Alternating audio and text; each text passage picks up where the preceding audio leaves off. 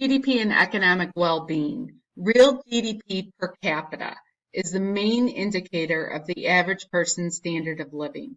But GDP is not a perfect measure of well-being. Robert Kennedy said in this statement a harsh criticism of GDP.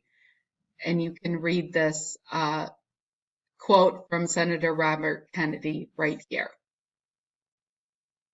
So the criticisms are GDP, that it does not value the quality of the environment, leisure time, non-market activities such as the child care a parent provides at home, or an equitable distribution of income.